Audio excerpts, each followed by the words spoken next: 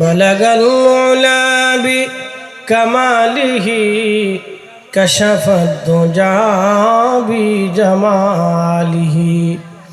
হাসনাত জামিউ খুসালিহি সাল্লু আলাইহি ওয়া আলিহি। কালেমা তাওহীদ আরশে লেখা,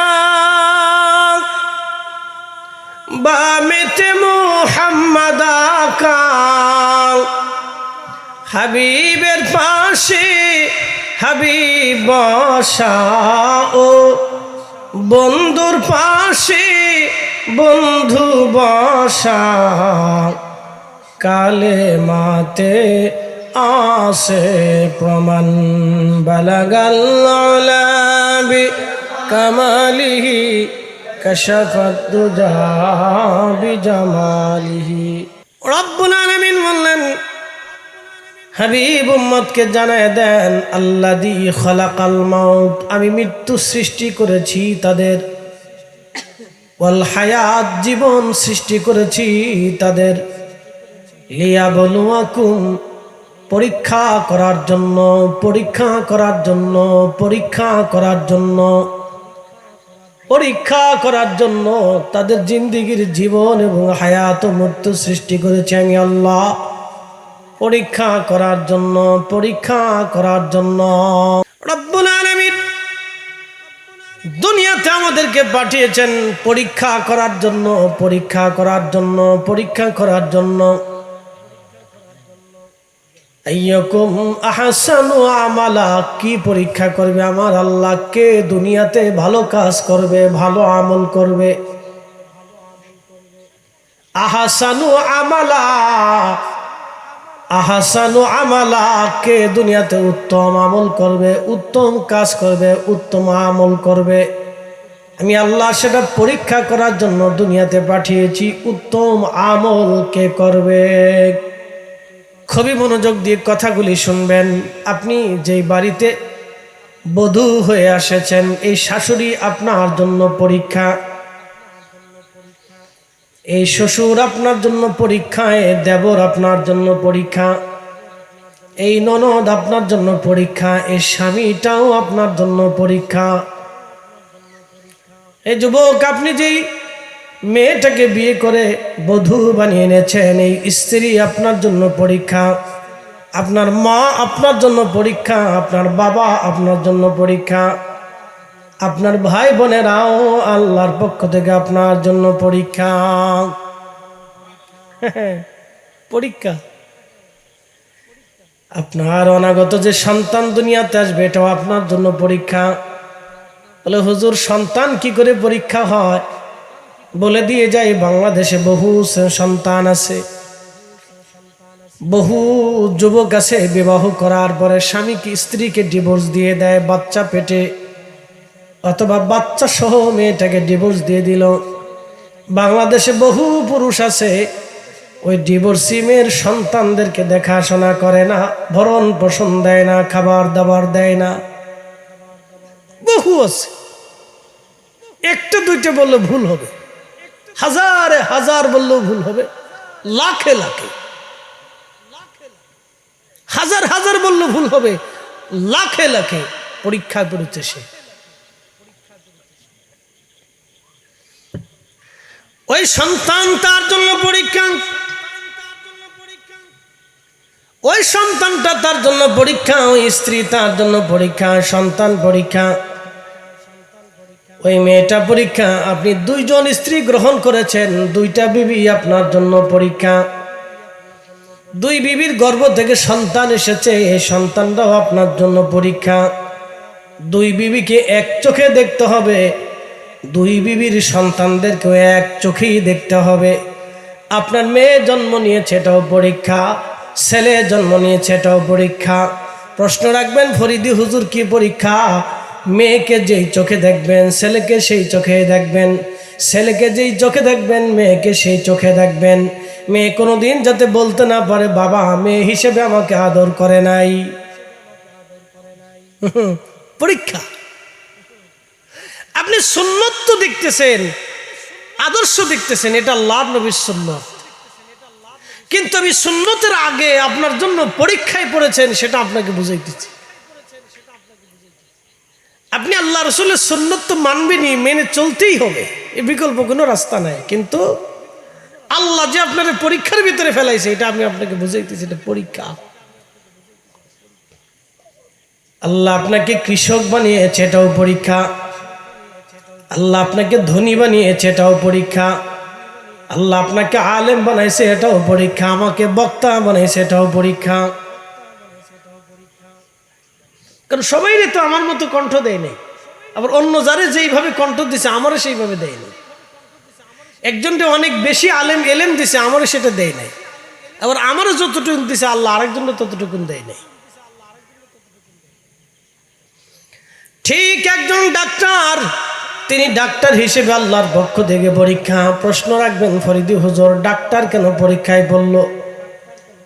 যিনি ডাক্তার, এমনও রোগী তার কাছে গেছে, দরিদ্র মানুষ, পয়সা নাই, যদি ওই সময় ফ্রি চিকিৎসা না করায় তার জন্য পরীক্ষা। কি কথা ঠিক কিনা? পরীক্ষা। আমি পরীক্ষার কথা বলতেছি। আল্লাহ মানব সৃষ্টি করে পরীক্ষার ভিতরে আল্লাহ ফেলে দিয়েছে। কে হিন্দু হবে না বৌদ্ধ হবে না খ্রিস্টান হবে না মাজুসি হবে না মুসলিম হবে, সে পরীক্ষার ভিতরে আবর্তিত হয়েছে। বলে হুজুর কেন আমাদেরকে এত পরীক্ষার মধ্যে ফেলাইলো? গরু ছাগল রে ফেলাইলো না, উট দুম্বা ভেড়া বকরি রে ফেলাইলো না, অন্য কোনো জাতিকে ফেলাইলো না, মানব জাতির পরীক্ষায় আল্লাহ কেন ফেলাইলো? একটা চিন্তা করেন, গরুরে আল্লাহ যা দিছে মানুষে আল্লাহ তা দেয় নাই, মানুষে যাহা দিছে গরুরে আল্লাহ তা দেয় নাই। আপনারা বুঝার তৌফিক দিয়েছে, সুন্দর বাসস্থান দিয়েছে, আপনি নিজে রুটি রুজি করে খেতে পারেন, ইচ্ছা করলে সকালে যা ইচ্ছা খেতে পারেন, নতুবা না খেতে পারেন। কিন্তু আপনার গরুর জন্য সেইভাবে আল্লাহ দেয় নাই। গরুর মালিক তার যা খাওয়াবে, গরুর মালিক তাই খাবে, তার কোনো স্বাধীনতা নাই। কিন্তু মানব জাতির স্বাধীনতা আল্লাহ দিয়েছে। গরুর কোনো ইচ্ছা শক্তি নাই, কিন্তু মানব জাতির ইচ্ছা শক্তি আল্লাহ দিয়েছে, খেয়ার দিয়েছে। ইচ্ছা করলে সকালে বিরিয়ানি খেতে পারে, ইচ্ছা করলে রাত্রে খিচুড়ি খেতে পারে, ইচ্ছা করলে না খেয়েও থাকতে পারে, ইচ্ছা করলে ফল খেতে পারে, ইচ্ছা করলে ঘুরতে পারে, ইচ্ছা করলে যেতে পারে। গরু পারে না, ছাগল পারে না, ভেড়া পারে না, দুম্বা পারে না। আপনি সুন্দর বিছানায় ঘুমাইতে পারেন, কুকুর ইচ্ছা করলে সুন্দর বিছানায় ঘুমাইতে পারে না।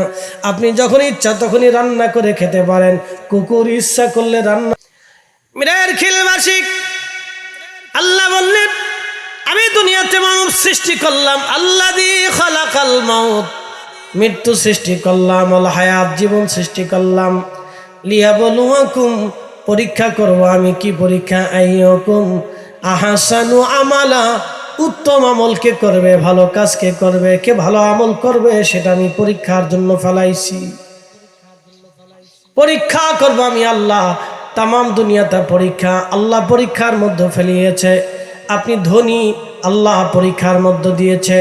আপনি ডিসি, আল্লাহ আপনাকে ওই জেলা সম্পর্কে পরীক্ষার মধ্যে ফেলাইছে। আপনি ইমাম, আপনার ওই অঞ্চলের সব মুসল্লিনে আপনাকে পরীক্ষার মধ্যে ফেলানো হয়েছে। আপনি সবার নামাজ সামনে নিয়া আনা ইমামুল লিমান হাজারা ওয়া ইয়াহদুরু, এইভাবে দাঁড়াই আপনি নামাজে দাঁড়ায় গেলেন। আপনি ইমাম, সবার নামাজ আপনি কাঁধে করে দাঁড়িয়ে গেলেন। আপনি পরীক্ষায় পড়েছেন, সবার নামাজ নিয়ে পরীক্ষা। আপনি মুয়াজ্জিন, পরীক্ষা। আপনি সমাজ অধিপতি, আপনি পরীক্ষা। ওই সমাজ নিয়ে আপনাকে কিয়ামতের ময়দানে জিজ্ঞাসা করা হবে। আপনি রাষ্ট্রপতি, পরীক্ষায় পড়ে গেছেন, সারা রাষ্ট্র নিয়ে কিয়ামতের ময়দানে আপনাকে জিজ্ঞাসা করা হবে। প্রিয় উপস্থিতি হাজিরিন, খুব মনোযোগ দিবেন। মানব জীবনের পুরা জিন্দেগিটা পরীক্ষা, আল্লাহ পরীক্ষার মধ্যে ফেলেছেন। কি পরীক্ষা? আল্লাহ পরীক্ষায় ফেলাইলেন। আল্লাহ দুনিয়াতে সৃষ্টি করে আল্লাহ রাব্বুল আলামিন সূর্য জমিন বানাইয়া, আসমান জমিন বানাইয়া, পৃথিবীটা আল্লাহ বসবাস উপযোগী করে দিয়েছেন। পৃথিবীর মতো এত সুন্দর বসবাস উপযোগী আর কোনো গ্রহ আল্লাহ উপগ্রহ বানান নাই। দুনিয়াটাকে আল্লাহ এত সুন্দর করে বসবাস উপযোগী করেছেন। এই জন্য আল্লাহ ওয়াজ করলেন, ফাবি আইয়ি আলাই রাব্বিকুমা তুকাযিবান।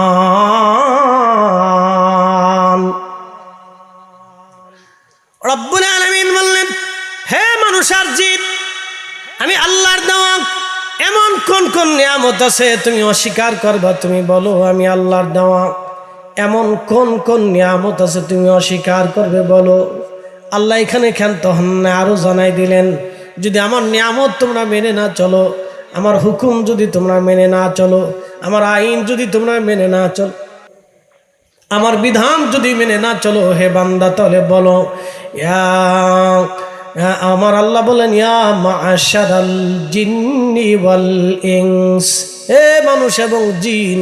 আল্লাহ জিন এবং মানব জাতিদেরকে আল্লাহ ডাক দিলেন ইয়া মাশারাল জিন্নি ওয়াল ইনসি ইন ইসতাতাতুম আন তানফুযু মিন আকতারিস সামাওয়াতি ওয়াল আরদি ফানফুযু লা তানফুযুনা ইল্লা বিসুলতান। হে মানব জাতি, হে জিন জাতিরা, যদি আমি আল্লাহর আইন তোমাদের ভালো না লাগে, আমার বিধান যদি ভালো না লাগে, আমার জিকির যদি ভালো না লাগে, আমার সলাত যদি ভালো না লাগে, আমার তাসবিহ যদি ভালো না লাগে, আমার দুনিয়ার বিধানাবলী যদি ভালো না লাগে, তাহলে তোমরা আমি আল্লাহর সালতানাত ব্যতীত, আমি আল্লাহর মুলকিয়াত ব্যতীত যদি অন্য কোথাও জায়গা পাও তো অন্য কোথাও তোমরা চলে যাও।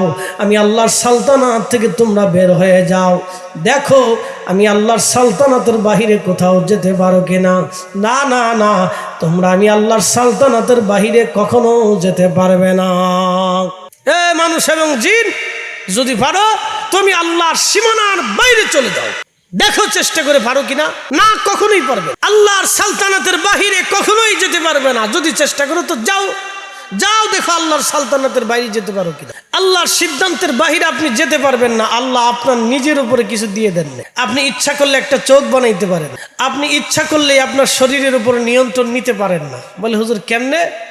যদি পারতেন তাহলে মানুষ বৃদ্ধ হতো না। যদি নিজের স্বাস্থ্য ধরে রাখতে পারতো তাহলে সে মানুষ অন্ধ হতো না, ল্যাংড়া হতো না, বোবা হতো না, বৃদ্ধ হতো না, দৃষ্টিহীন হতো না, অসুস্থ হতো না।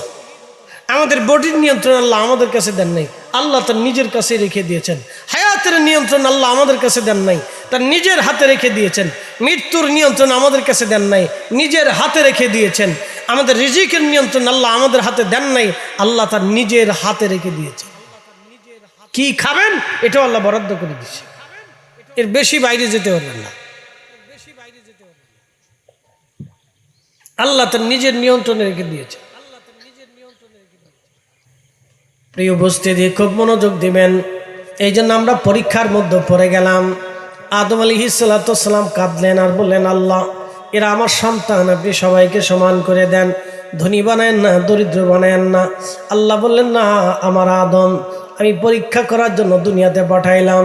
ধনী পরীক্ষায় পড়ে গেছে, ধনী পরীক্ষায় পড়ে গেছে। ধনী কীভাবে পরীক্ষায় পড়লো বুঝাই দিয়ে যায়। আমাদের দেশের অনেক ধনী আছে, গরিবদেরকে তারা মানুষই মনে করে না। অনেক ধনী আছে, গরিবদেরকে মানুষই মনে করে না তারা। অনেক ক্ষমতাওয়ালা আছে, অনেক ক্ষমতাওয়ালা আছে, বিরোধী দলকে তারা মানুষই মনে করে না। কি কথা কন ঠিক কিনা? অনেক ধনী আছে, ক্ষমতা ধনী হওয়ার পরে গরিবদেরকে মানুষই মনে করে না। অনেক অফিসার আছে, বড় অফিসার হওয়ার পরে নিজের অধীনস্থদেরকে মানুষই মনে করে না।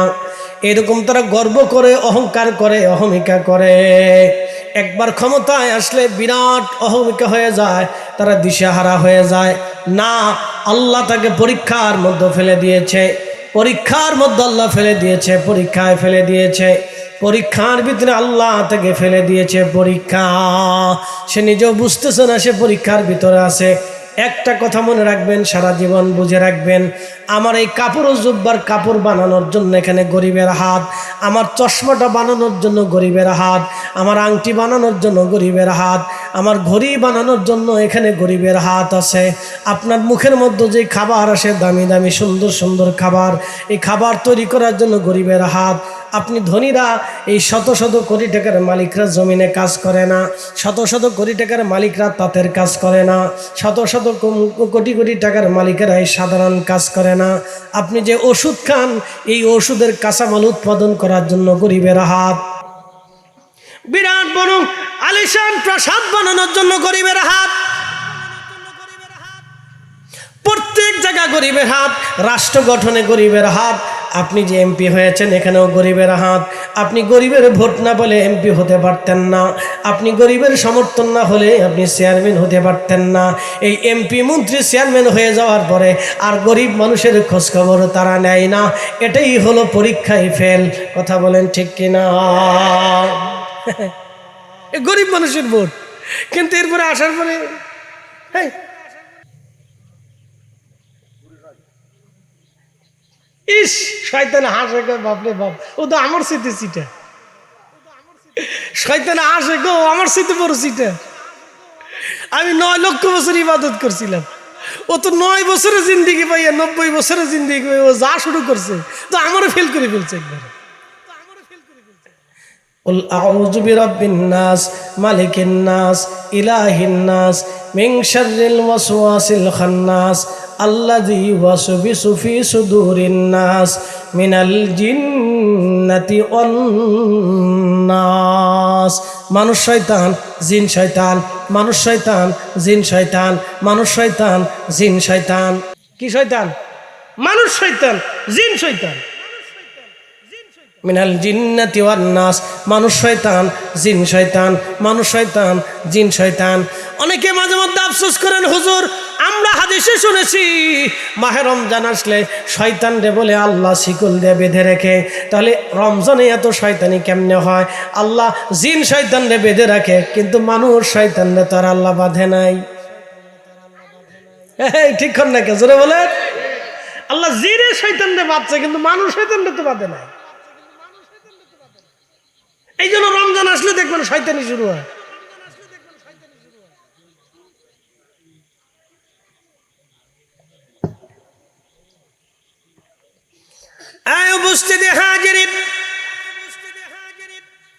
খুবই মনোযোগের সাথে শুনবেন। গ্রাম থেকে একটা ছেলে চলে গেল বিদেশে, অনেক টাকার মালিক হলো, আর গ্রামে আসে না। গরিব মানুষ দেখে না, খোঁজ খবরে নেয় না। ও বান্দা আল্লাহর পক্ষ থেকে পরীক্ষায় পড়ে গেছে। তুমি ধনী, তোমার গ্রাম সম্পর্কে তুমি কেন খোঁজ খবর নেও নাই?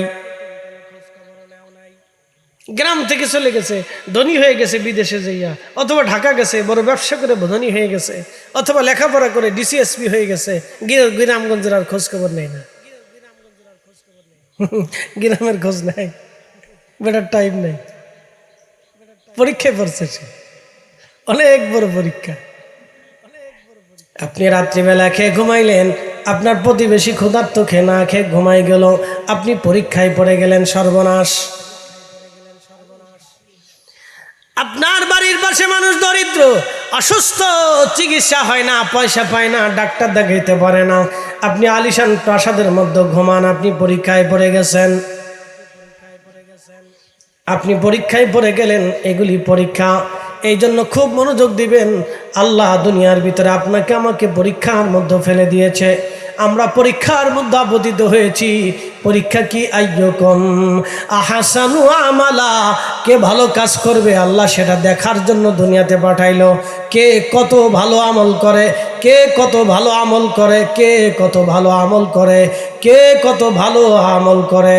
আপনার আল্লাহ জমির মালিক অনেক বানাইছে, আল্লাহ পরীক্ষার মধ্যে ফেলে দিয়েছে। আপনার এক টুকরো জমি আল্লাহ দেয় নাই, তাও আপনার পরীক্ষায় ফেলে দিয়েছে।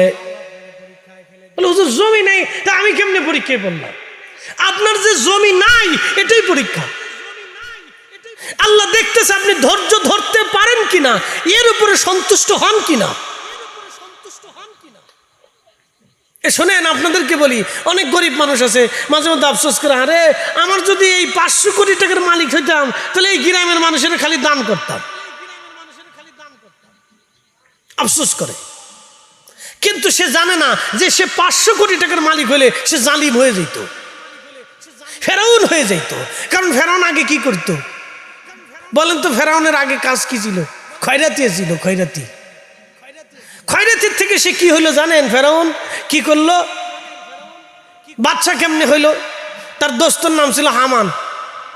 হামান আর ফেরাউন দুই দোস্ত মিলিয়ে আগে খয়রাতি ছিল, মাঠে ঘাটে কাজ কারবার করে খাইতো। তো কোনো কাজ কারবার নাই, তারা কি করলো জানেননি? গোরস্থানে চাকরি নিল। কোন জায়গা? গোরস্থানে চাকরি নিছে। গোরস্থানের মাটি মুটি খুঁজে যা পাইতো তা হইতো, নালি না খেয়ে থাকতো।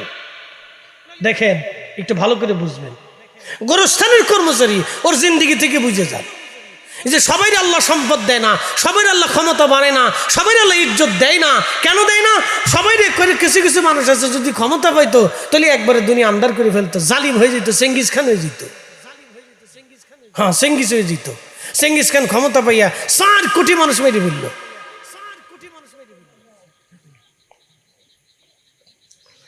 প্রিয় উপস্থিতি, খুব মনোযোগ দিবেন।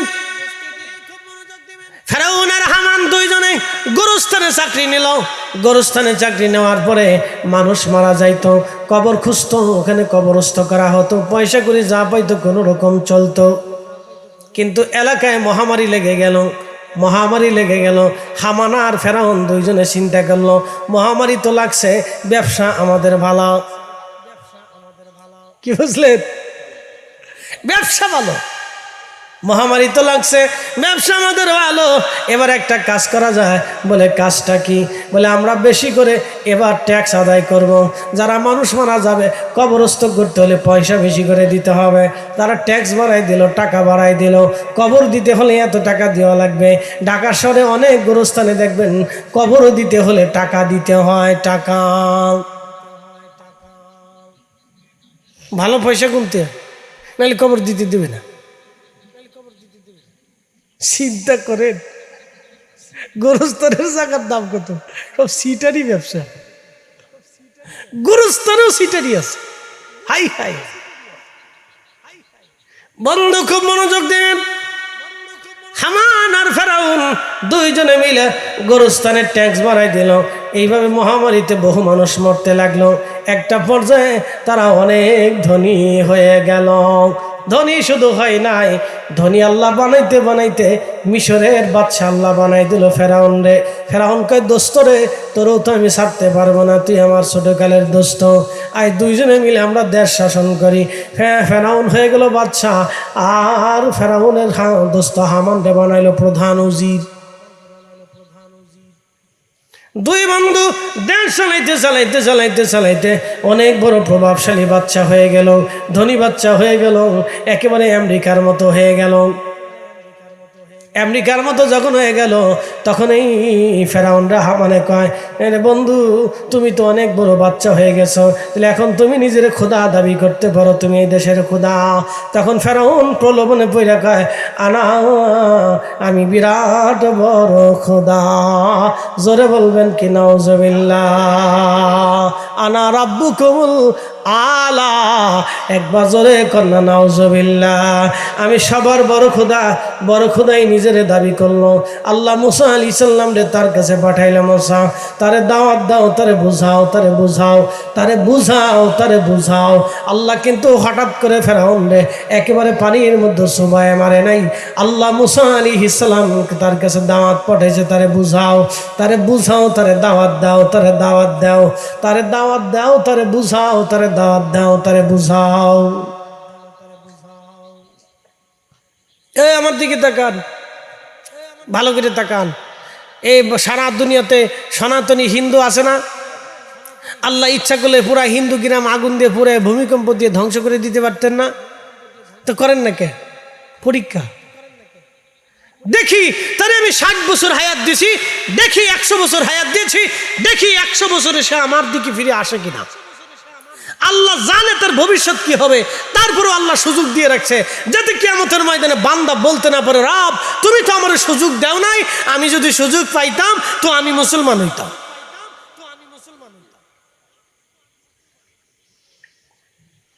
খুবই ভালো করে শুনে যাবেন।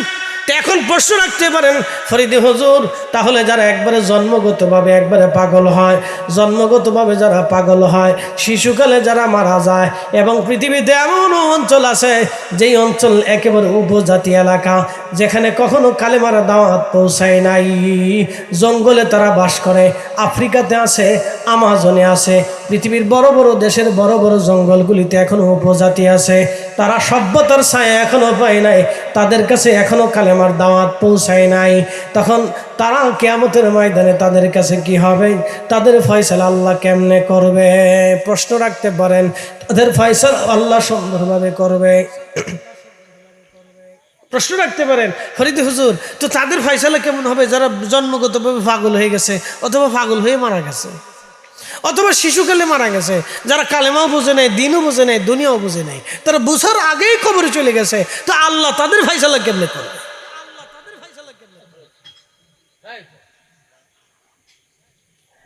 হ্যাঁ মুসল্লিরা বসে পড়ো, বসে পড়ো, মুসল্লি বালা চুপচাপ খাড়ায় খাড়ায় ওয়াজ হতেছে। মারহাবা কর, না না একসাথে বলেন, জোরে বলেন মারহাবা। ওরা আজকে শুনবে, কালকে ওরা মাহফিল করবে, আমরা মেড ইন কবর। কি কথা কন না, কে গো টু কবর, কবর আমরা সব কবরে চলে যাবো। আশেপাশে গোরস্থান আছে, জোরে বলেন আছে? বয়স কত গোরস্থানের? বয়স কত? কত বছর হবে?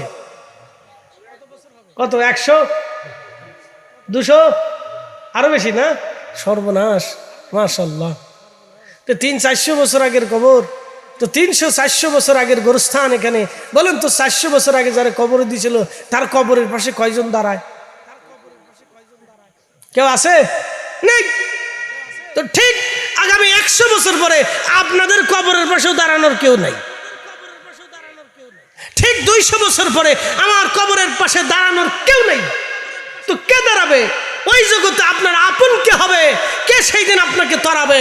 তিনিই তরাবে, তিনি দেখতে আসবে, তিনি টেনে নেবে, তিনি কাছে নেবে, তিনি পরিচয় দিবে, তিনি বলবে রাব আমার উম্মত, তিনি বলবে আল্লাহ আমার উম্মত মাফ করে দেন, আল্লাহ সে গুনাহ করছে আমার উম্মত মাফ করে দেন, আমি তোর হাত ধরেছি আপনি ক্ষমা করে দেন, আল্লাহ আমি তোর মাফ করে দিয়েছি আপনি মাফ করে দেন। তিনি রাহমাতুল লিল আলামিন, তিনি রাহমাতুল লিল আলামিন, তিনি হাবিবুল্লাহ, তিনি শাফিউল মুজনিবিন। ওই নবীর গোলামি আমাদের করে যেতেই হবে। হাত উঁচু করে বলেন ঠিক না বেঠে? তার গোলামি করবেন না তো শয়তানের গোলামি করবেন? ওনারটাই করে যায়, ওনারটা করে যায়, যারটা করলে লাভ হবে তারটা করে।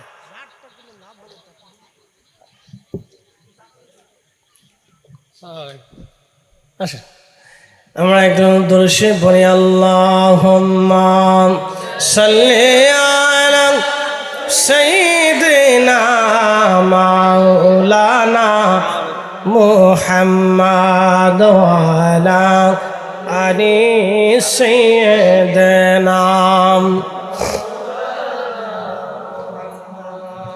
তুমি আল্লাহর প্যারা হাবিব, তোমার তুলনা নাই কেউ আর, তোমার মতো আকাশ ভ্রমণ করেনি কোনো পয়গম্বর। আল্লাহ আহা জবান খুলে মাশাআল্লাহ। মাওলানা মুহাম্মদ ওয়া আলা আলি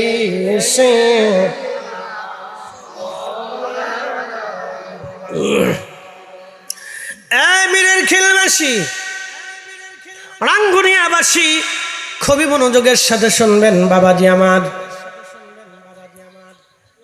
তো এই সমস্ত মানুষের কিভাবে আল্লাহ কিয়ামতের ময়দানে সালিশ করবে, বিচার করবে?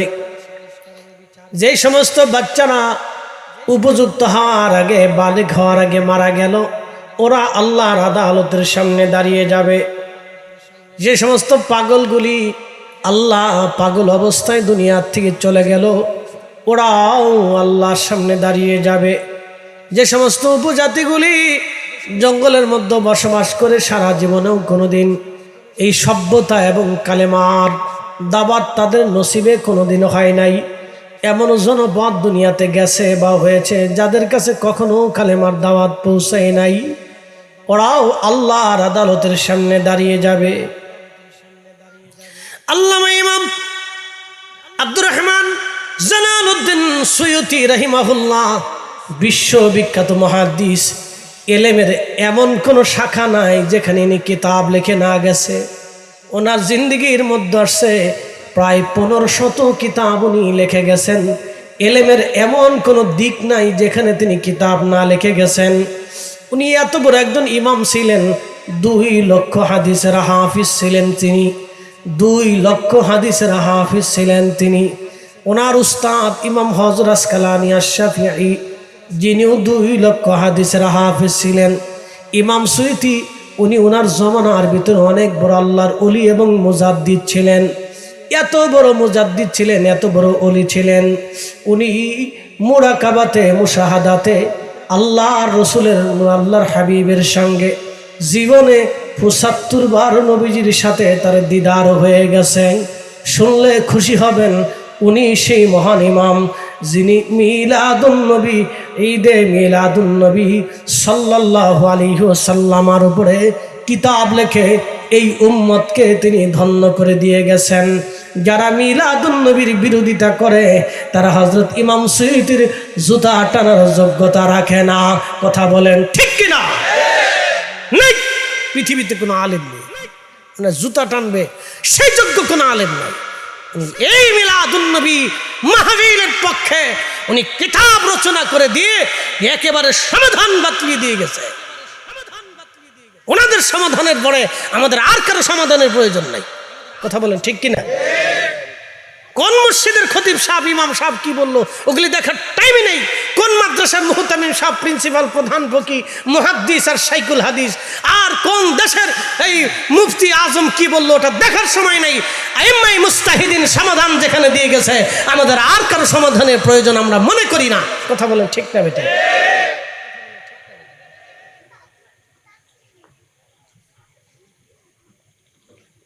বুঝতে কোনো অসুবিধা? বসেন ইনশাল্লাহ, বসে বসে আলোচনা শুনেন, কাজে লাগবে। ছেলেরা অনেক কষ্ট করে মাহফিলটা সাজাইছে, যুবকরা পরিশ্রম করছে। আপনাদের এলাকার অঞ্চলের যুবকদেরকে মোবারকবাদ দিতে হয়। ওরা মাশাআল্লাহ খুব সুন্দর করে মাহফিল সাজায়। আমাদের উত্তর দক্ষিণে গেলে খুব কষ্ট হয়, মাঝে মধ্যে দেখি ওরা মানকিছি বা বই বই বিড়ি টানে। হ্যাঁ, যুবকরা বিড়ি টানে, মুরব্বীরা মাহফিল সাজায়। মুরব্বীরা মাহফিলের জন্য কষ্ট করে, যুবকরা বিড়ি টানে, ফেসবুক টিপে ঘুরে বেড়ায়। মাঝে মধ্যে চিন্তা করি, হায় আফসোস, কোন দেশে জন্ম নিলাম, এত মানুষ, কত মানুষকে ওয়াজ শোনাইলাম, কিন্তু আমার দেশের মানুষকে আমি ওয়াজ বুঝাইতে পারলাম না। নিজের কাছে আফসোস লাগে। যখন ছোট ছোট বাচ্চারা আমরা রিসিভ করে তখন খুব ভালো লাগে যে এই বাচ্চাগুলিও মাহফিল সাজাইছে। কালকে চট্টগ্রাম শহরে, জায়গার নাম কি তো ভাই, আস্কার দিঘির পারে মাহফিলে গেছি। ছোট ছোট ছেলেরা, হ্যাঁ, ক্লাস 6 7 পরে, ওরা ওই মাহফিলের সদস্য। এক গ্রুপ আইসে আমারে ফুল দেওয়ার লেগে, মাশাআল্লাহ। ওটা জুনিয়র গ্রুপ, জুনিয়র গ্রুপ, এরপরে সিনিয়র গ্রুপ আছে। জুনিয়র দিয়েছে আমার ফুল দিতে, বলে মাশাআল্লাহ, এতে দেখতে ভাল লাগে। তো ওরা মাহফিল সাজাইতেছে, এটা খুব ভালো, আলহামদুলিল্লাহ। এই জন্য ওদেরকে উৎসাহিত করবেন, উৎসাহ দিবেন, অর্থ দিয়ে, বৃত্ত দিয়ে, পরামর্শ দিয়ে, ভালোবাসা দিয়ে। আর যদি সহযোগিতা না করেন তাহলে আল্লাহর আদালতে আপনাকে পরীক্ষা দিতে হবে। যাই তুমি কেন করো নাই, সেই দিন জবাব আপনাকে দিয়ে তারপরে যেতে হবে। মনে রেখেন, পরীক্ষা পরীক্ষা। বেটা ফতোয়া দিয়ে বন্ধ করতে চায়, ও নিজেও জানে না সে পরীক্ষায় পড়ে গেছে। ওনার ফতোয়ায় ঘোড়ার ঘাস কাটবে না কিয়ামতের মাঠে, ওইগুলো কাজ হবে না। একটা কথা মনে রাখবেন, রাহমাতুল লিল আলামিন সম্পর্কিত কোন নেক কাজকে কেউ যদি বিতর্কিত করার চেষ্টা করে তাহলে সে ভয়াবহ পরীক্ষার মধ্যে পড়ে গেল। কারণ মেহবুবে আলার সম্মানের দিকে তাকাইয়া আল্লাহ কিন্তু কাউকে ছেড়ে দেবে না, এটা মনে রাখবেন। রাসূল করিম সাল্লাল্লাহু আলাইহি ওয়াসাল্লামের মহান মর্যাদার দিকে তাকাইয়া সাহাবায়ে কেরাম পর্যন্ত হিমশিম খাইতে। বড় বড় ওলি বুজুর্গরা দরবারে মুস্তাফাতে যে নিজের জুতা খুলে ফেলতেন। ইমাম মালিক ইবনে আনাস রাহিমাহুল্লাহ, তিনি বিশ্ববিখ্যাত সেই মদিনার ইমাম, এত বড় ইমাম, লক্ষ লক্ষ হাদিসের হাফিজ। মদিনাতে তিনি ইমামতি করতেন। 80 বছরের জীবনে কোনোদিন নবীর ইজ্জতের দিকে তাকাইয়া একটা সেকেন্ডের জন্য মদিনাতে জুতা পরেন নাই, একটা বারের জন্য মদিনাতে থুথু নিক্ষেপ করেন নাই। একটা মুহূর্তের জন্য মদিনার হাউদের ভিতরে, সীমানার ভিতরে, মদিনার সীমানা কত দূর? মদিনাতুল মুনাওয়ারা মসজিদে নববী থেকে একেবারে যদি আপনি মদিনা ইউনিভার্সিটি পর্যন্ত যান, ওয়াদি আল মুবারাক, মদিনা ইউনিভার্সিটির সামনে একটা ওয়াদি আছে, একটা উপত্যকা আছে, একটা ছোট্ট খাল আছে, ক্যানেল আছে, নদী আছে, এটাকে বলা হয় ওয়াদি আল মুবারাক। এটা আরেকটা নাম ওয়াদি আল আকিক, সেখান থেকে পাথর থেকে আকিক পাথর তৈরি করা হয়।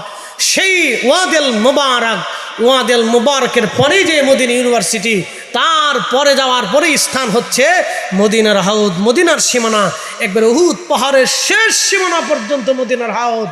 অথচ এই পুরা রাস্তা তিনি পায়ে হেঁটে, যে খালি পায়ে হেঁটে মদিনার হাউদের বাইরে যে পেশাব পায়খানা করতেন। জীবনের 80টা বছর এইভাবে কাটিয়ে দিয়েছেন শুধু দরবারে মুস্তাফার ইজ্জতের দিকে তাকাইয়া। আর আপনি আসছেন মিলাদুন নবী সাল্লাল্লাহু আলাইহি সাল্লাম, আমার রসুল সম্পর্কিত মাহফিল বন্ধ করার জন্য। লজ্জা করা উচিত উম্মতের, শরম করা উচিত। এই মাহফিলটা আল্লাহ রসুলকে কেন্দ্র করে, তার বোঝা উচিত এই মাহফিলটি সাজানো হয়েছে নবীকে কেন্দ্র করে। মসজিদে নববী মদিনা মুনওয়ারা কেন হলো? রসুলকে কেন্দ্র করে। মসজিদে নববীর দাম কেন হলো? নবীকে কেন্দ্র করে। রিয়াজুল জান্নাহ মসজিদে নববীতে কেন হলো? রসুলকে কেন্দ্র করে। হুজরা মুবারকে জিব্রাইল কেন আসলো? নবীকে কেন্দ্র করে। কোরআন শরীফ আমরা কেন পেলাম? রসুলকে কেন্দ্র করে। দ্বীনকে কেন পেলাম? নবীকে কেন্দ্র করে। আমরা তাওহীদকে কিভাবে বুঝলাম? রসুলকে কেন্দ্র করে। আখিরাত কিভাবে বুঝলাম? নবীকে কেন্দ্র করে। আল্লাহ এক কিভাবে বুঝলাম? নবীকে কেন্দ্র করে। জান্নাত জাহান্নাম কিভাবে চিনলাম? সাহাবায়ে কেরাম যুদ্ধের ময়দানে নিজেদের কলিজাগুলি কুরবানি করে দিলেন কিকে কেন্দ্র করে? রসুলকে কেন্দ্র করে। সাহাবায়ে কেরাম নিজেদের জীবন যৌবন সন্তান সন্ততি স্ত্রী পুত্র পরিজন সব এক পাশে রেখে দিয়ে জিহাদের ময়দানে নিজেদের কলিজা কাটা খুন করে রক্ত জমিনে বিছিয়ে দিলেন। কেন দিলেন? রসুলকে কেন্দ্র করে। আর আপনি আসছেন রসুলকে কেন্দ্র করে সে মাহফিল বন্ধ করার জন্য। লজ্জা করা উচিত আপনার, একটু হায়া থাকা উচিত, শরম থাকা উচিত এই উম্মতের, যে আমাদের সাহস কি করে হয় নবীকে কেন্দ্র করে যে মাহফিল হয় সেটা বন্ধ করতে হবে আমাকে। কি আশ্চর্য চলতেছে এটা। উনি বোঝাচ্ছেন উনি বিরাট বড় শূন্যতে আহলে হক দাবি করে বসে দিয়েছেন, উনি আহলে হক।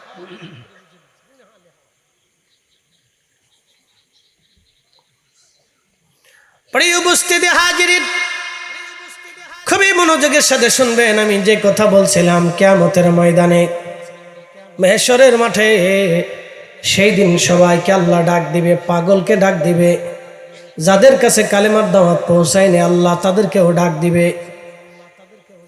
দুনিয়ার ভিতরে উপযুক্ত হওয়ার আগে যে বাচ্চা কবরে চলে গেল আল্লাহ সেই বাচ্চাকেও ডাক দিবে।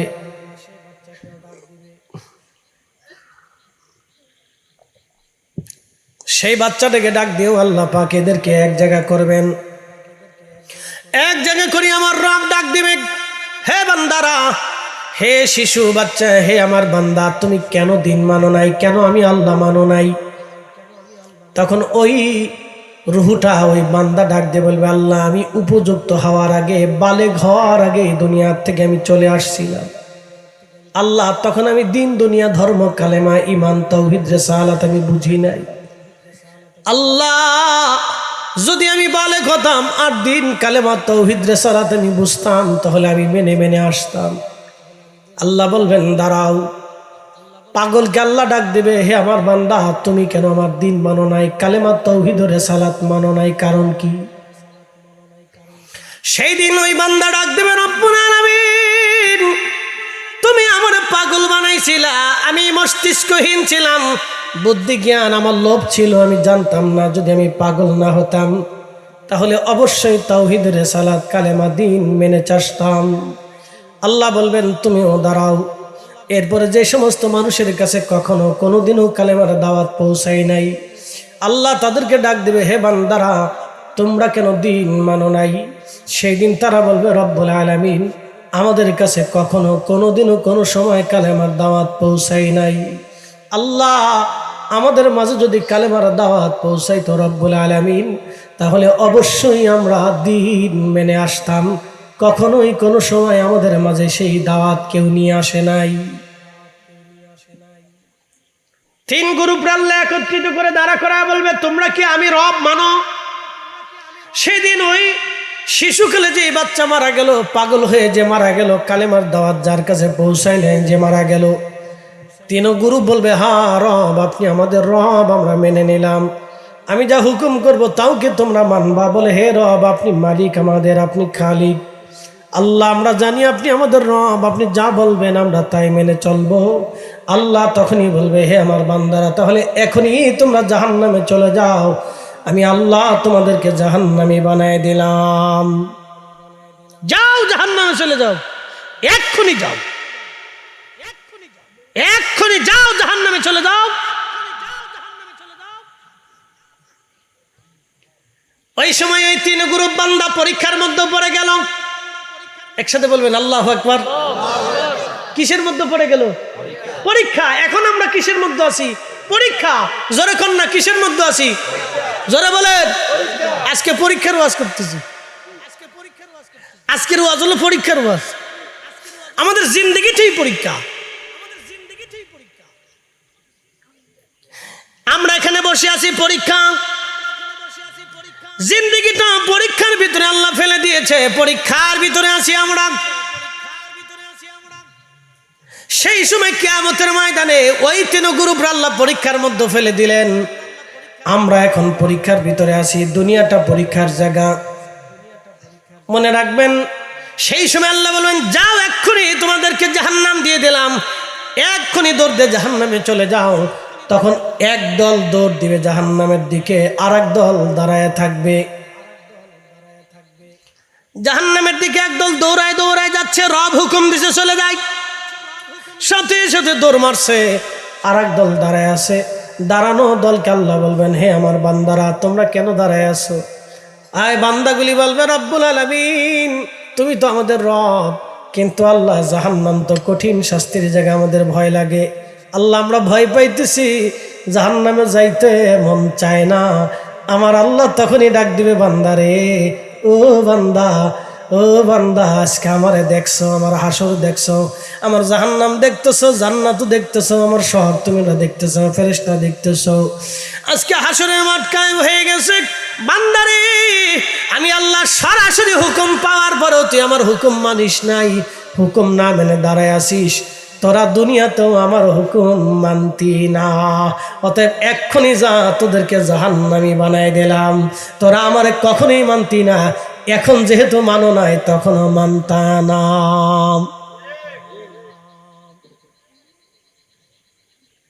আল্লাহ বলবে, যাও, গেট আউট, জাহান্নামে চলে যাও।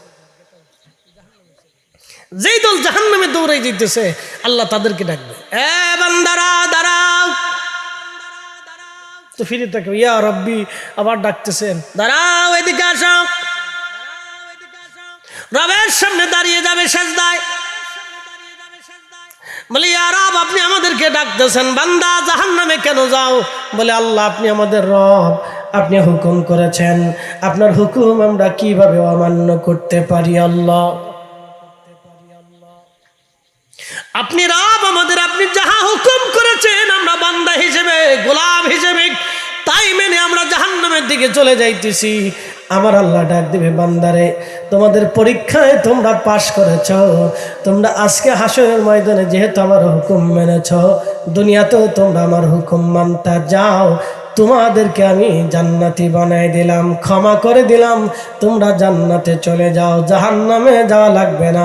তারা পরীক্ষায় পাস, আজান হয়েছে, নামাজ পড়লেন না, পরীক্ষায় ফেল, রোজা আসলো, রোজা রাখলেন না, পরীক্ষায় ফেল, সুদের কারবারি আসলো, সুদ খাইলেন, পরীক্ষায় ফেল, ঘুষ সামনে আসলো, ঘুষ খাইল, পরীক্ষায় ফেল, অন্যের জমি মেরে দিলেন, পরীক্ষায় ফেল, মিথ্যা কথা বললেন, পরীক্ষায় ফেল, গীবত করলেন, পরীক্ষায় ফেল, অন্য মানুষের ক্ষতি করলেন, পরীক্ষায় ফেল করলেন, স্ত্রীর হক আদায় করলেন না, পরীক্ষায় ফেল করলেন, বাচ্চাদের হক আদায় করলেন না, পরীক্ষায় ফেল করলেন, এতিমের হক আদায় করলেন না, পরীক্ষায় ফেল করলেন, মসজিদের হক আদায় করলেন না, পরীক্ষায় ফেল করলেন, প্রতিবেশীর হক আদায় করলেন না, পরীক্ষায় ফেল করলেন, ভিখারি এসে হাত বাড়ায় ভিক্ষা চাইলেও দিলেন না, পরীক্ষায় ফেল করলেন।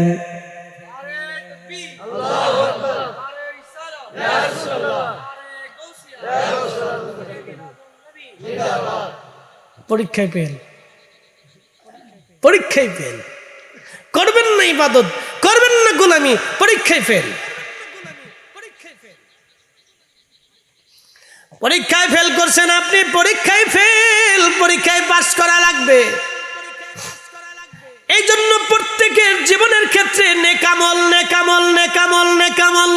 আল্লাহ বলেন ইন্নাল্লাযীনা আমানু ওয়া আমিলুস সালিহাতি উলাইকা হুম খায়রুল বারিয়া।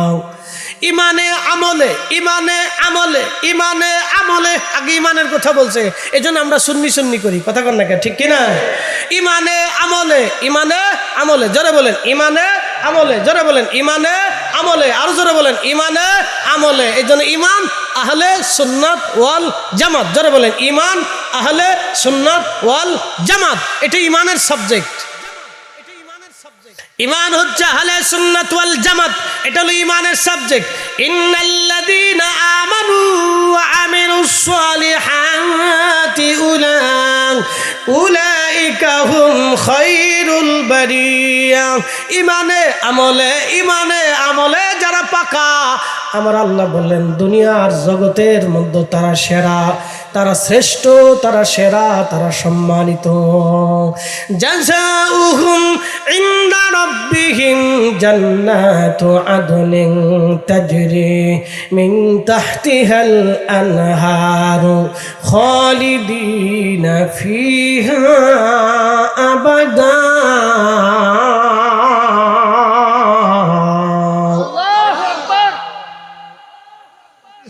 কখনো তোমাকে যদি ভুলি, হেদায়েতের আলো জেলে নিয়কাশ তুলি। কখনো তোমাকে যদি ভুলি, হেদায়েতের আলো জেলে নিয়কাশ তুলি। ঠাই দিও প্রিয়তম অগমহিয়ান, তুমি রহমান, তুমি মেহেরবান। অন্ধ গাহে না শুধু তোমারি গুণগান, বুঝে বুঝে না তবু শান। তুমি রহমান, তুমি মেহেরবান, তুমি রহমান, তুমি মেহেরবান। আল্লাহ বলেন জাযাউহুম ইনদা রাব্বিহিম জান্নাতু আদনিন তাজরি মিন তাহতিহাল আনহার। ইমানে আমলে, ইমানে আমলে কেউ যদি পাকা হয়, আমার আল্লাহ বলেন জাযাউহুম ইনদা রাব্বিহিম জান্নাত, আমি রব্বুল আলামিন তার জন্য একটা জান্নাত বানিয়েছি। জান্নাতু আদনিন তাজরি মিন তাহতিহাল আনহার। এই জান্নাতের তলদেশ দিয়ে নহর প্রবাহিত হবে, একটা মধুর নহর, শরবতের নহর, দুধের নহর, পানির নহর। এতই স্বচ্ছ হবে, দুধের চাইতে সাদা, এত সুন্দর চমৎকার সাদা হবে, মধুর চাইতে চমৎকার মিষ্টি হবে, আর মিষ্কাম্বরের চাইতে সুঘ্রাণময় হবে, স্বচ্ছ পানি হবে। পানি দেখলেই মন চাবে দারুণ পানি, চমৎকার পানি, পানি স্বচ্ছ পানি, একেবারে সুন্দর পরিষ্কার পানি দেখা যাবে। আমি দেখেছিলাম ওই যে আপনার আরব সাগরের পরে লোহিত সাগরের পানি নীল দেখা যায়, বড় সুন্দর দেখা যায়। হজ করে যাওয়ার পরে আমি লোহিত সাগরের পরে গেলাম ঘুরে আসি দেখার জন্য। লোহিত সাগরের পরে যাওয়ার পরে দেখি চমৎকার পানি, নীল পানি, বড় পরিষ্কার পানি, খুবই সুন্দর। পৃথিবীর সুন্দর সুন্দর হ্রদে নীল নদের পানি বড় স্বচ্ছ পানি, ঝর্ণার পানি বড় স্বচ্ছ পানি, খুবই পরিষ্কার পানি, চমৎকার দেখা যায়। হায় হায় হায়, এই আল্লাহর জান্নাতের ভিতরে এমন স্বচ্ছ পানি দেখা যাবে, খুব চমৎকার। আল্লাহ পাক রব্বুল আলামিন বললেন ওই পানির নহরের নিচে হবে স্বর্ণ মণিমুক্তা দিয়ে নির্মিত, 2-5টা স্বর্ণ দিয়ে বানানো হবে, এবং তার পান পাত্র জমররদ জহরত দিয়ে সুন্দর করে বানানো হবে।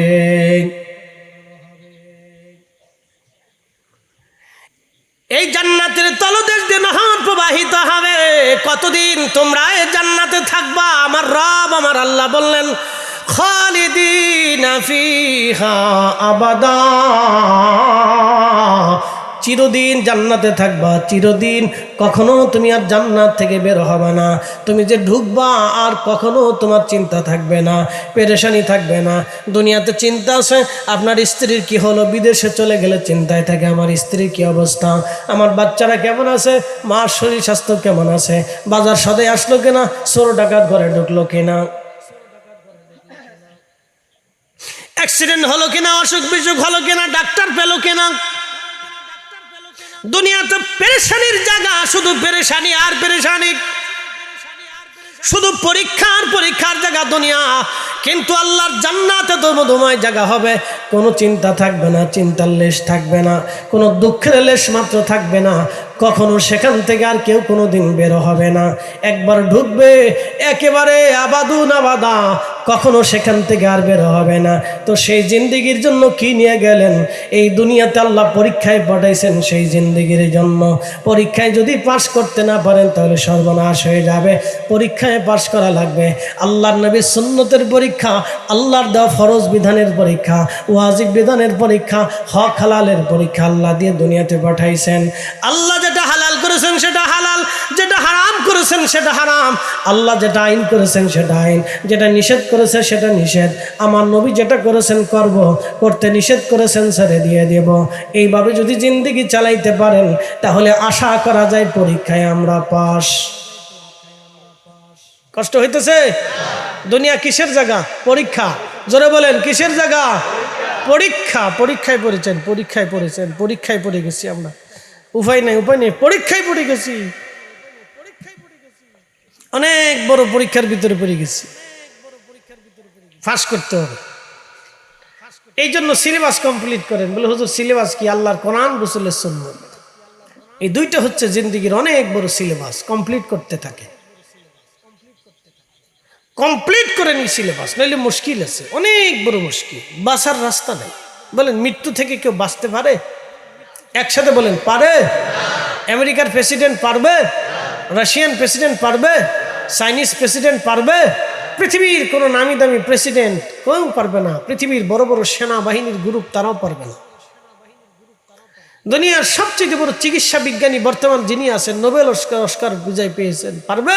পারবে না, পারবে না, কেউ পারবে না, সম্ভব না। তো আল্লাহর সাথে কেমনে যুদ্ধ করবেন বলেন তো? বলে হুজুর আল্লাহর সাথে মানুষ কিভাবে যুদ্ধ করে? হ্যাঁ, আপনি যখন হাইয়া আল্লাহ সালাহ বলার পরে মসজিদে না যায়, দোকানে বসে বসে চা খান, বিড়ি টানেন, তখনই আপনি আল্লাহর সাথে যুদ্ধ করতেছেন। যখনই আল্লাহ সুদ হারাম করে দিয়েছে আর আপনি সুদ খাচ্ছেন, তখনই আপনি আল্লাহর সাথে যুদ্ধ করতেছেন। যখনই আল্লাহ হারাম ঘুষ নিষেধ করে দিয়েছে তখন আপনি সেটা খাচ্ছেন, তখনই আপনি আল্লাহর সাথে যুদ্ধ করতেছেন। যখনই অন্যের জমি আপনি জোরপূর্বক খাচ্ছেন, দিচ্ছেন না বুঝিয়ে, অন্যের টাকা নিয়েছেন মেরে, দিচ্ছেন না বুঝিয়ে, তখনই আপনি আল্লাহর সাথে যুদ্ধ করতেছেন। মানুষ আল্লাহর সাথে যুদ্ধ করে? হ্যাঁ, যুদ্ধ করে। তখনই আপনি আল্লাহর সাথে যুদ্ধ করতেছেন। প্রিয় উপস্থিতি হাজিরিন, কেউ আল্লাহর সাথে যুদ্ধ করে কোনোদিন কেউ টিকবে না, টিকা সম্ভব হবে না। এই জন্য দুনিয়াটা পরীক্ষার জায়গা। এই জন্য পরীক্ষার জায়গা। আল্লাহ পরীক্ষা করার জন্য দুনিয়াতে পাঠিয়েছেন। আল্লাহ আরো বলে দিয়েছেন, বান্দারে যদি ভালো না লাগে তাহলে আমার সালতানাত থেকে বের হয়ে চলে যাও। আল্লাহর সালতানাত থেকে বের হয়ে যাওয়ার কোনো সুযোগ আমাদের নাই। পরীক্ষা দিতে হবে, পরীক্ষায় পাশ করা লাগবে। আল্লাহ আমাদের পরীক্ষায় পাশ করার তৌফিক দান করুন। জোরে আওয়াজ তুলে বলেন আমিন। একটা ঘটনা বলে আপনাদের কাছ থেকে বিদায় নিব। ইমাম জৌজি রহিমাহুল্লাহ তিনি তেনার কিতাবের ভিতরে 900 বছর আগে একটা কৌল লেখছেন, একটা ঘটনা লিখছেন। তো মিশরের বাচ্চাদেরকে, মিস্রি বাচ্চাদেরকে ফেরাউন বলা হতো। খুব মনোযোগ দেন। মিস্রি বাচ্চা, এই যারা শুয়োরের গোশত খাইতো তাদেরকে ছেড়ে দিত, যারা খাইতো না তাদেরকে মেরে ফেলত। তো মিশরে জানতে পারলো একটা এলাকাতে এক মহিলা তার 60টা সন্তান নিয়ে তারা পাক্কা ঈমানদার। ফেরাউন তাদেরকে ধরে নিয়ে আসছে। ফেরাউন ধরে আনার পরে ফেরাউন যখন তাদেরকে ধরে নিয়ে আসছে, তখন ওই মহিলার 7টা সন্তান সহ মহিলাকে বলা হলো খাবে। তখন এই ভাইটা বলল, ফেরাউন তুমি দুর্বল আর আমার আল্লাহ সবল। আমি সবলের হুকুম বাদ দিয়া দুর্বলের হুকুম মেনে জাহান্নামে যাওয়ার বোকামি কাজ আমি আল্লাহর বান্দা হয়ে কখনোই করব না। আল্লাহু আকবার। তখন ফেরাউন বলল, কি বললি? আমি দুর্বল? তো তোরে দেখাচ্ছি দুর্বল কিভাবে। ইমাম জাওজি রাহিমাহুল্লাহ লিখতেছেন, তখন তাকে শাস্তি দেওয়ার জন্য ফেরাউন তার মুখের চামড়া উঠাইলো। শুধু চামড়া মুখেরটা উঠাই নাই, একবারে মুখ থেকে মাথা থেকে পোড়া বডির চামড়া তার ছুরি দিয়ে কেটে কেটে কেটে কেটে চামড়া উঠাইয়া লবণ মেরে দেওয়া হলো। আল্লাহর বান্দা এইভাবে চিৎকার মেরে মেরে যন্ত্রণা নিয়ে নিয়ে শহীদ হয়ে গেল, কিন্তু বেঈমানের সামনে মাথা নত করে নাই। এইভাবে প্রত্যেকটা সন্তানকে মায়ের চোখের সামনে শহীদ করে দেয়া হলো। এবারে ছোট্ট বাচ্চা, যেটা কেবল ছোট্ট বাচ্চা বালক, 4-5 বছর বয়স হবে, এই বালক বাচ্চাটাকে কাছে নিয়ে মা দাঁড়িয়ে আছে। ফেরাউন বলল, এ নারী, তোমার এই ছোট্ট বাচ্চাটাকে বোঝাও, সে যদি একটা টুকরাও শুয়োরের গোশত খায় আমি তোমাকে ছেড়ে দেব, তোমার এই বাচ্চা ছেড়ে দেব, তুমি তারে বুঝাও। মা চিন্তা করলো, আমার বাচ্চাটা ছোট, যদি ফেরাউন ভয় দেখায়, ভয় পেয়ে গেলে যদি শুয়োরের গোশত খেয়ে ফেলে দেয়, তাহলে আমার এই বাচ্চাটা একেবারে পথহারা হয়ে যাবে। তখন মহিলা বলল, আমি আমার বাচ্চাটাকে তো বুঝাবো, আমাকে একটু নিরিবিলি একটা ঘরের ভিতরে নিয়ে জায়গা করে দাও, দেখি আমার বাচ্চাটারে বুঝাইয়া সে শুয়োরের গোশত খায় কিনা। ফেরাউন মনে করছে এবার বুঝি মহিলা নরম হয়ে গেছে। মহিলা তার কোলের বাচ্চা বালক বাচ্চাটাকে হাতে করে ধরে নিয়ে চলে গেল রুমের ভিতরে। রুমের ভিতরে নিয়ে বাচ্চাটার সামনে নিয়ে বলল, বেটা আমার, কলিজার টুকরা সন্তান আমার, তোমার চোখের সামনে তোমার 6টা ভাই আল্লাহর পথে শহীদ হয়ে গেছে, তারা শুয়োরের গোশত খায় নাই, কাফেরের সামনে মাথা নত করে নাই রে বেটা। ছেলে আমার, তোমার 6টা ভাই আল্লাহর জান্নাতে, মেহেশ্বরে আল্লাহর জান্নাতে চলে গেছে, হাসরের ময়দান কায়েম হবে ছেলে আমার। সেই দিন তোমার 6টা ভাই আল্লাহর আরশে মুআল্লার নিচে তারা জায়গা পাবে। কলিজার টুকরা ছেলে আমার, তুমি যদি আজকে শুয়োরের গোশত খাও বেটারে, তাহলে কিয়ামতের ময়দানে তুমি হবা জাহান্নামী, আমার বাকি 6টা সন্তান হবে জান্নাতি। ছেলেরে, ভাইদের থেকে তুমি জুদা হইও না, ছেলে আমার, ভাইদের থেকে জুদা হইও না, জুদা হইও না। কলিজার টুকরা ছেলে আমার, আমি তোমার মা, তোমার বাকি 6 ভাইদেরকে আমি 2 বছর করে দুধ পান করিয়েছিলাম। ছেলেরে, তুমি ছোট ছিলা, তুমি একটু পুষ্টিহীন হয়েছিলা, তোমার পুষ্টি বাড়ানোর জন্য আমি মা তোমারে 4 বছর দুধ পান করিয়েছি। তোমার প্রতি আমার হক বেশি, অধিকার বেশি। ছেলে আমার, আমি মা বলতেছি, সাবধান, জীবন দিবা কিন্তু ঈমান দিবা না। তখন ছেলেটা ডাক দেখে, মা আপনি কি মনে করছেন আপনি কি মনে করছেন আমি ফেরাউনের কথায় শুয়োরের গোশত খাবো? আমি আরো চিন্তায় ছিলাম, আপনি আমারে ওই হারাম খাওয়ার জন্য আপনি পরামর্শ দেন কিনা। মা, চিন্তার কারণ নাই মা, আমার 6টা ভাই জান্নাতে চলে গেছে, আমি ওই জান্নাতেই যেতে চাই। ঈমান কাকে বলে? আমাদের সন্তানদেরকে এইভাবে শিখাইতে হবে। আমাদের দেশে এত দুর্নীতি কেন হয়, এখন তো চুরি কেন হয়? আমরা ছোটকাল থেকে শিখাই না তো। এগুলো সব পারিবারিক শিক্ষা, সব পারিবারিক শিক্ষা, পারিবারিক শিক্ষাইগুলি। আমি মালয়েশিয়াতে গেছি, মালাক্কা সাগরের পরে হুজুর গাউসে পাকের আওলাদের মাজার শরীফ জিয়ারত করতে যাব। তো পেশাবখানায় ঢুকছি, ঢোকার পরে পেশাব করে বেরিয়ে দেখি টাকার বাক্সের ভিতরে সবাই টাকা দিচ্ছে পেশাব করে। টাকা যিনি নিচ্ছে তিনি নাই, বাক্স পরে রয়েছে, টাকা পরে রয়েছে। ব্যাপার কি? বাথরুমের সামনে টাকা রয়েছে কিন্তু টাকা কেউ নেয় না, আর যিনি টাকা ওঠাবে সেও নাই। এখানে টাকা ওঠানোর লোক থাকে না, এইভাবে টাকা সবাই দিয়ে পেশাব করে টাকা দিয়ে যায়। আমি বললাম, তা আমার বাংলাদেশ হলে কি হইতো? টাকা তো দিতই না, উল্টে বাক্স লয়ে যেত না। পাইছি সুযোগ, এবার কদ্দুর গাঁজা কিনে খাই গে। কি কথা কর না কা? এগুলি পারিবারিক শিক্ষা। সবসময় খেলে আইন দিয়ে হয় নাকি? এটা শিক্ষা, পারিবারিক শিক্ষা। এই জন্য আমাদের দেশের পারিবারিক শিক্ষা নাই তো। এই জন্য এখানে চুরি, সেখানে চুরি, হেনে সিটারি, হেনে বাটমারি, হেনে শয়তানি, এগুলি চলে। এই পারিবারিক শিক্ষা, বৈধ অবৈধ ন্যায় অন্যায় এগুলি পরিবার থেকে শিখবে। একবারে ক্লাস 1 থেকে 5 পর্যন্ত বাচ্চারা যা শেখানো হবে ও সারা জিন্দেগি তাই চলবে, মনে কিছু নিয়েন না। আমাদের দেশে অনেক মাস্টাররা ছাত্ররা পড়াইতে যায় ঘুমাইতে হবে, কি পড়াই নিজেও জানে না, ছাত্ররা কি পড়ে হেও জানে না। দুঃখে পরে কথাগুলি বলতেছি, শেষ ওয়াজ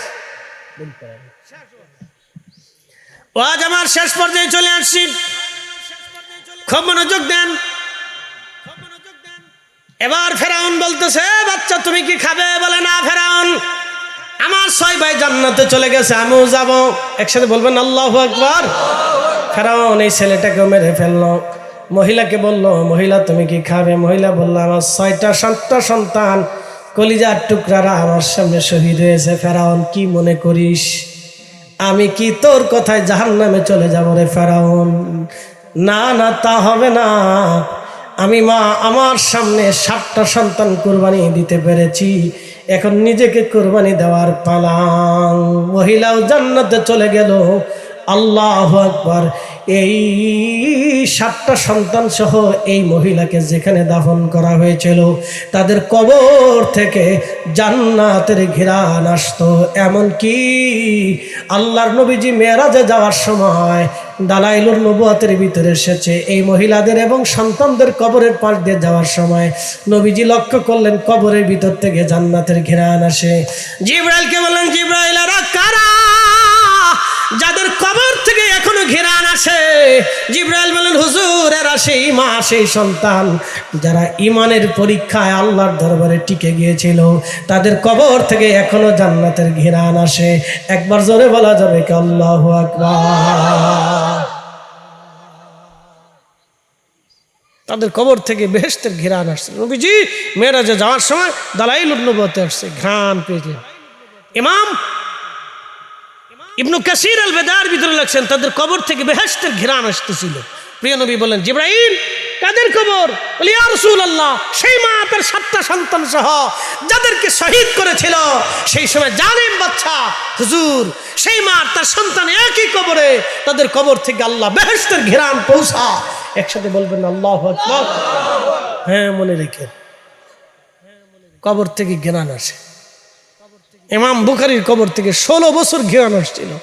ইমাম হুসেন রাদিয়াল্লাহু আনহুর কবর থেকে মিশকের ঘিরান আসতো। বহু কবর থেকে এরকম ঘিরান আসে, বেহেশতের ঘিরান আসে। বুঝতে পারছেন? এই জন্য ইমানে আমলে আমাদের দিলকে ইমানকে তাজা করতে হবে। পরীক্ষার জায়গা, তারা যদি এত কঠিন পরীক্ষা দিয়ে ইমানের বলিয়ানে পাস করতে পারে, তাহলে আমরার পরীক্ষা 1 আর 2 দিনে না, আল্লাহ ধীরে ধীরে নিতেছে। চিন্তার কারণ নাই। প্রশ্ন রাখবেন, ফরিদে হুজুর ভুল করে বলছি, কোনো টেনশন নাই। আপনি আজকেই তাহাজ্জুদ পড়িয়া বা আজকেই বাড়ি যেয়ে মাপছে, এক্ষুনি বসে মনে মনে মাপসান, আল্লাহ আমি ভুল করে ফেলছি, একবারে সাথে সাথে ক্ষমা হয়ে যাবে। আল্লাহ মাফ করবে, আমি করব না। কেন? ওনার নাম রহমান, ওনার নাম রহিম। উনি বলেছেন বান্দা মাপ চাইতে দেরি হবে, ক্ষমা করতে দেরি করবো না। একসাথে বলবেন আল্লাহু আকবার। বসা অবস্থায় মাপ চাই ফেললেন যে আল্লাহ ভুল হয়ে গেছে, মাফ করে দিবেন। পরীক্ষা, পুরা জিন্দেগিটাই পরীক্ষা। আল্লাহ আমাদের পরীক্ষায় পাস করার তৌফিক দিন, বলেন আমিন। একটু জিকির লা